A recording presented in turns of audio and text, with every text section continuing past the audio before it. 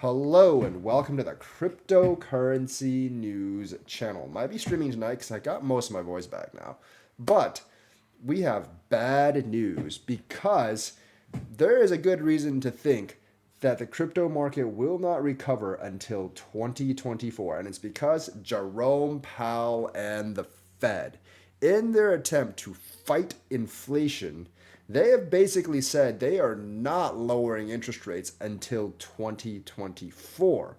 And furthermore, I thought they were going to stop at 5.25% interest rates, but they said they could go up as high as 6 percentage points. That's very, very high for a Fed funds rate. Remember, when a Fed funds rate is at 6 and you want a loan, your loan's going to come like 3% higher. So you're basically borrowing at 9% or something. That is going to destroy the housing market in ways we haven't seen for 20 years probably.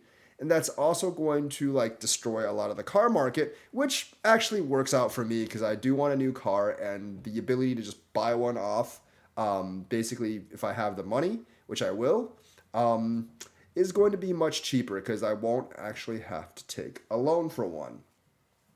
But that's actually bad for the rest of the country because it makes money not so free flowing at all.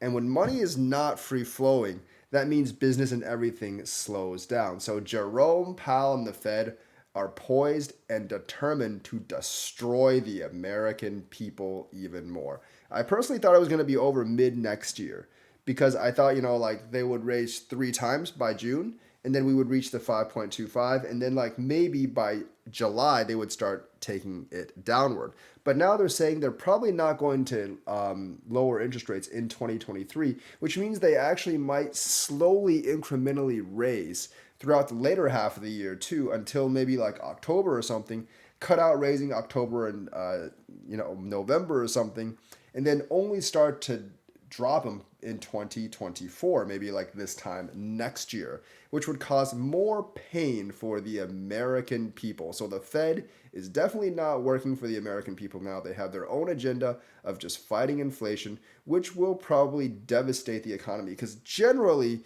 when you raise interest rates by so much, you don't do it like in such hurried increments. You do it like in slow increments. You raise 2-3%, wait a couple months to see how that works out, raise 2 or 3 more percent, and then wait a couple months to see how that works out. You don't raise like 6% all in the span of less than a year or a year or so. I think that is way, way too fast. And it takes a couple of months, half a year, for those effects to actually come in. So you're basically raising it before the effects come in on the last round of raises. And that could have kind of like a stampeding effect when it all comes crashing down, which I believe it will. I think you're seeing housing prices starting to come down. You're seeing car prices starting to come down. I don't really know about food and stuff because you generally don't take loans for that stuff, but it is. But I think it will actually affect that. And the thing is, like sooner or later, it'll affect people's wallets. And when it does, it'll come really, really fast because then people won't really have enough money to buy much of anything, and then things will start to really deteriorate from there. And I don't think Jerome Powell is going to relent until things really, really start to deteriorate. And that's when prices can finally come down. But then the Fed may not actually be able to save the economy. And we're going to be trapped in the cycle of continuously printing and then continuously hiking interest rates until someone figures some way out of it. Because once you destroy the economy so much, you have to help people get back on their feet, which means more printing.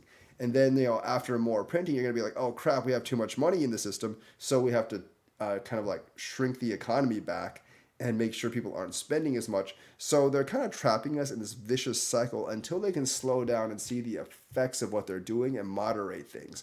But right now, I don't think there's going to be too much moderation in what the Fed is doing. And I think 2024 could be a cascading effect in which they have to cut interest rates and maybe pump money into the economy again, which means a massive, basically, crypto market hike, maybe in 2024, along with a halving. And then 2025, again, everything's going to crash because they're going to have to pull back. So we could be stuck in this vicious cycle of pump and dump, not perpetuated by any bad player, unless you consider the Fed a bad player, but by the government itself. So there's a lot of chances to make like huge money in this just because you can kind of see the Fed cycle going in a different way now.